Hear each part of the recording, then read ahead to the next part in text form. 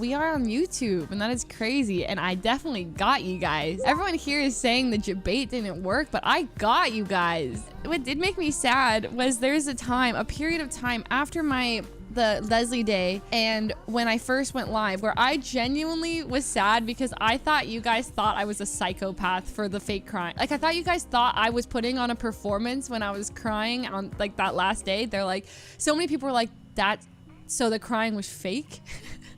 I couldn't clarify that it was real. But the real reason I had to do this debate, there's multiple things, okay? It's not just that I wanted to like do it for fun. I thought it would be fun too, but there's a couple reasons. And a lot of people who watch my stream will understand these reasons very well. So the first one is I am through and through a Twitch baby. Like, I have been on Twitch since 2015, 7.5 years. Like, at one point, Twitch really loved me. I was like, you know, the forefront for a lot of their things and activations, and I was on a lot of stuff for Twitch. And so a lot of people associate me heavily with Twitch and being one of the first people on Twitch, right? So I knew like this date is coming up, and I was like, dude, I am going to have a literal breakdown on my last stream. Like, people are like, and everyone for some reason, okay, I go through every single person's last stream. How are they handling it? Ludwig has this like, he's emotional, but he's got this like 07, like, I'm doing one day, it'll be my last day streaming. It won't be today and it won't be tomorrow. You know, the fade out. And I'm like, how's he? He's so composed. Go to Myths. Myth, like, he says he's like grateful and stuff, but he just also, no, he's keeping it together. Lily's genius. I was so jealous of Lily. She has this 10-year thing, like celebrating 10 years. It lines up perfectly with her last date. From the bottom of my heart, thank you very much. And I'll see you guys in Japan, right? I fucking nailed it. That was a good speech. She has reasons to be playing with games, doing this long stream, and I'm like, man, what do I got? What do I got coming up in August? I was like, nothing. Nothing. And my dumbass I did leak. Okay. Let me explain the leak, okay? Which has been haunting me for half a year. Maybe more. So I did show my email, right? I did show my email, and in that email, it was like YT confidential something, right? That was bad. However, that was not an official leak, as in that was a leak, but at the time that was not, I hadn't decided anything. It was just like, here's the start of some information. There was no decision. That was pre anything. So, however, no one knows that, and I'm not about to explain that it's not actually anything. I didn't want to bring any attention to it, even though there was articles, people tweeting about it. I just like try to make it vanish, disappear. Enough people saw it though. People are like, oh, nudge, nudge, moving to YouTube. And I'm like, listen, and I try to explain.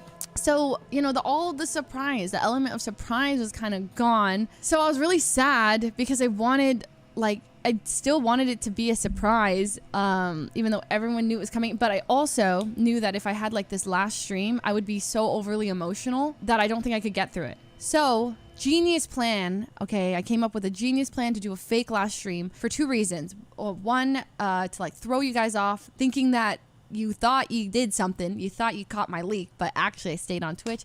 Second and biggest reason was that it was copium for me, essentially. It was like, this is my last stream, and I'm going to feel the emotions of a last stream, and it's going to be what my last stream would look like. However, I'm still going to be streaming for 4 more days. That way I can, like, you know, if I feel really sad or I start crying, I'd be like, oh, I'm still streaming tomorrow. I'm streaming the day after. I'm streaming the day after. And then I wanted to really throw you guys off. My actual last stream was going to be super casual, right? And I was afraid I was gonna cry too, so I had a backup plan, is that if I got emotional in the last stream, I was gonna like go to the bathroom, text Mia like a code word, and have her end the stream for me. But luckily, I was able to like really get into character, and then like, I'm like, I know that I'm selling this. This is not my last stream. I'm even throwing a raid to Blau. Like, no one's gonna believe it's my last stream. I did it, okay? I ended super casually, said see you guys next stream, and you know, where's my Oscar? That's what I'm saying. Where is my Oscar? So we have a BTS vlog. Okay, so let me go over that video. That video was a completely collaborative effort, okay? I was panicking, okay? So let me set the scene. We're in Europe.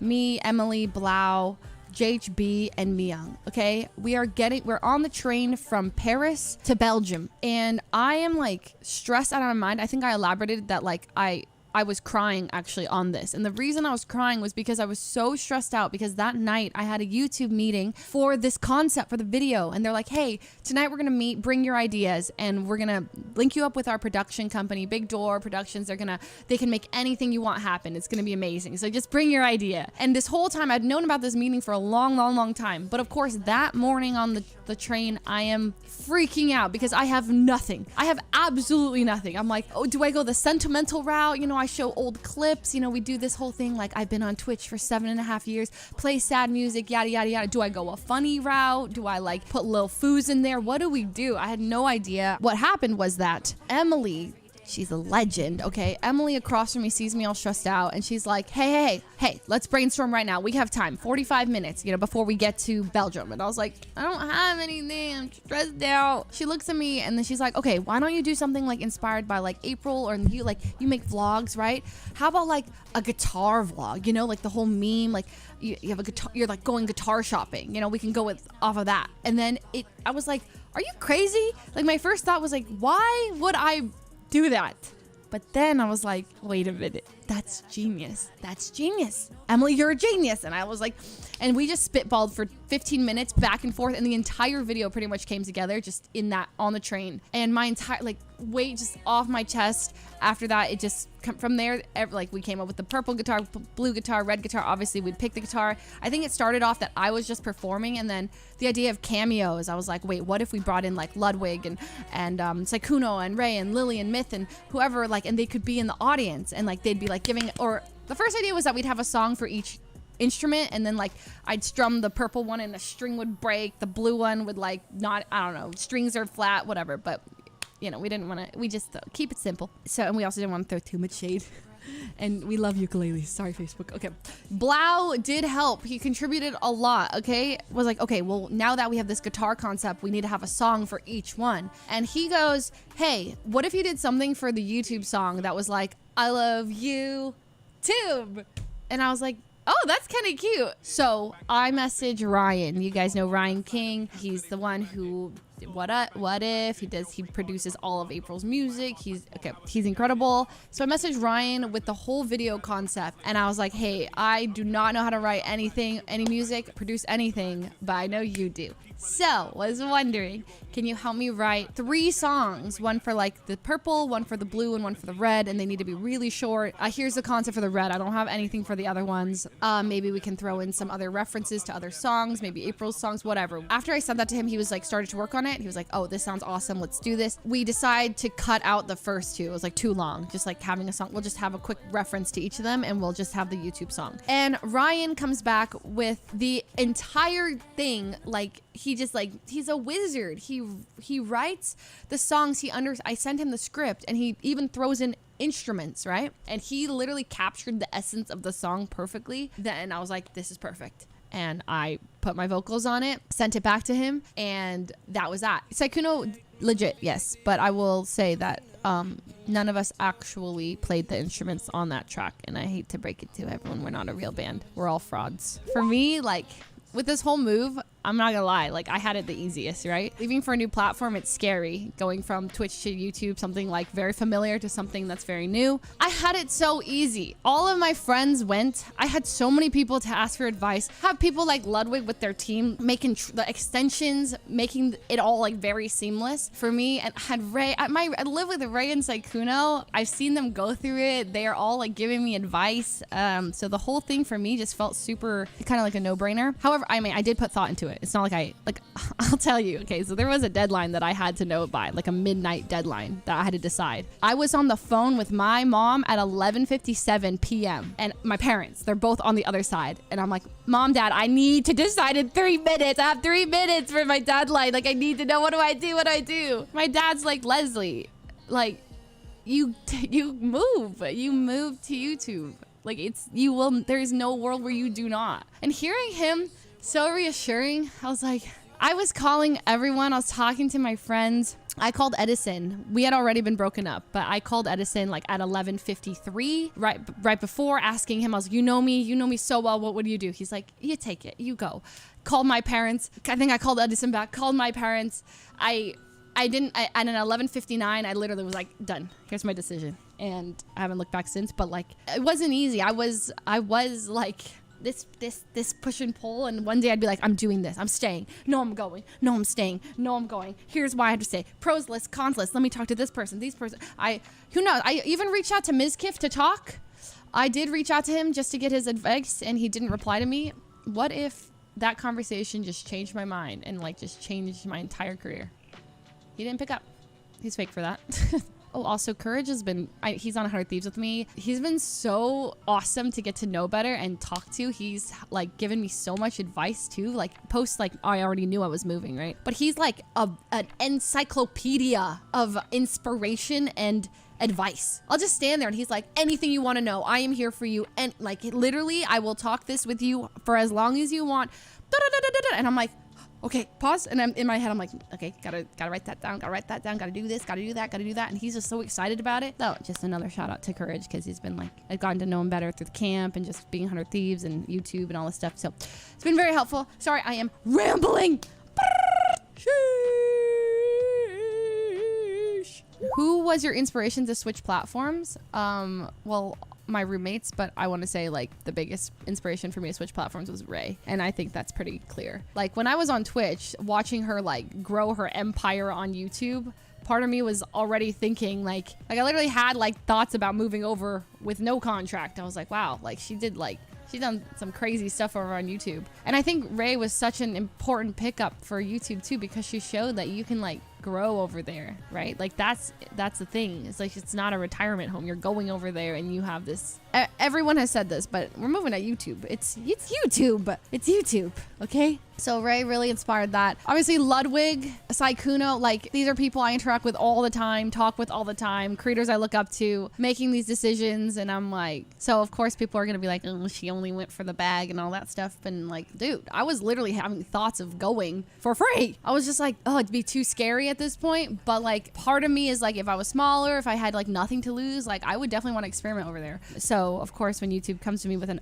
like amazing offer, it's great. Yeah, I'm gonna take it. My roommates are all like, hell yeah, they're all thriving over here. It felt easy and hard at the same time. It's like very easy in the sense that I was already curious about it. My roommate's already there. My best friends, that part made sense. But of course the like leaving Twitch part and the unknown, I don't really like things out of my comfort zone a lot of the times, but the comfortable thing to do is just stay forever. I've been 7.5 years on Twitch. It's super easy for me to just, I'm gonna stay here. I'm gonna keep doing my same thing here. But I've been here for so long, and I was like, you know what? This is my chance to like do something different while getting the bag, while just like it's a completely different like platform. I can experiment over here, and you know, I still love the culture on Twitch. I'm still gonna be watching all Twitch. Tons of my friends are there. I'm gonna be at TwitchCon and all that stuff. It's not like I'm just like disappearing everything Twitch related. I'm pee poof out of there, you know? It's still like a big part of everything. It's just, I'm gonna be over here.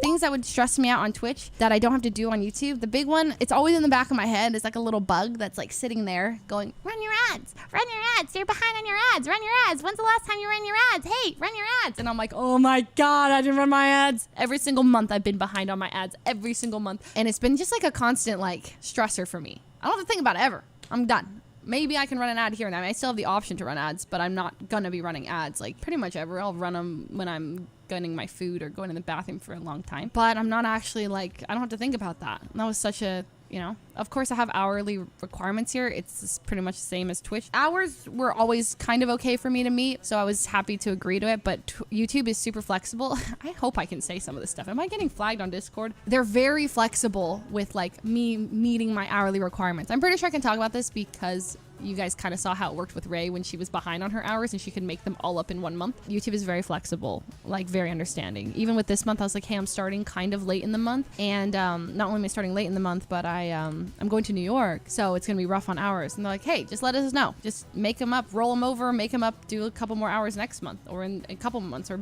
just before the end of the year. I was like, really? Okay. That's just something that, like that flexibility is very, it's like a weight off my chest. So I don't think I'm going to struggle with hitting my hours, but there are months that I'm like, I'm going to Korea or I traveled, was traveling for a long time, right? So I just don't really, I just like that idea a lot. The system is very different for DMCA and stuff. So here there's like a dashboard that tells me if it got picked up and anything, and then I have the chance to like like I get warnings, and like if I ignore all the warnings, then boom, then I get a DMCA strike, right? On Twitch, it's like, hey, 2 years ago, there's this clip you were listening to Ariana Grande, and you listened to it 2 times in 1 day, so that's 2 strikes on your channel. 1 more, we're gonna have to permanently take your channel down. By the way, this happened 2 years ago, and you're like, huh? After fearing for my career straight up like that, after being the forefront of that, not about that. 7 Rings, we do not play that song. Like, put yourself in my shoes for that situation. Like, actually. I remember I went live that day, because I think I was probably like the biggest streamer that actually had like 2 warnings from the same. This happened in 2020. I think I got warnings from 2017. Pretty much saying like, you listen to these songs, there's nothing we can do about it. When I was talking to the Twitch higher ups, like I was like talking to like people high up at Twitch, and they were saying, hey, there's nothing we can do to help you. That freaked me out. I was like, oh, don't worry. I have connections at Twitch. I'll just tell them, like, surely they can do something. When I messaged them and they literally gave me the, hey, all we can do is tell you to take down every clip you have, but we don't have a system for you to remove those clips because we didn't know like this was going to happen. So we have nothing to protect you in the nicest way possible. We love you. And we don't want this to like, you know, but at any moment, yeah, you could get that 30 mil and we do have to like take your entire channel down permanently. Like to hear that from them, like directly, me panicking in the DMs, like messaging them, and they're like, we love you and like this sucks and we're so sorry, but like, yeah, we have nothing to protect you, was terrifying. There's nothing. Whereas like, you know, YouTube dealt with this stuff many, many years ago. So now in system, it's like, hey, flagging you, you're listening to DMCA music, whatever, stop doing that. If you do it for long enough, there's like a system and it tells you in your dashboard. And if you keep doing it, then they like take your stream down temporarily, and if you keep streaming past that, then they find you. Anyway, so that system feels very comforting to me, especially feeling that feeling of literally almost losing my career in a split second, waking up to that, going live, being in all those news articles saying like, Fuslie, you know, 2 strikes in her channel, let's see if she loses her entire career. Like that, no, I don't, that was terrifying. And never had I felt that, like, I was like, wait, what? And all because they hadn't like predicted that Twitch would get big enough that now companies are looking at, you know. And so I really do hope that for everyone else on Twitch, and like that they figure out that system and get it to a place where like they can flag it for people like in live time or whatever it is, because living in that was like really stressful just on the daily. It's just a kind of a stressful thing, not knowing. Besides obviously like financial security and all that, there's a lot of actual reasons that I moved, and that was a big one for me. But what if you're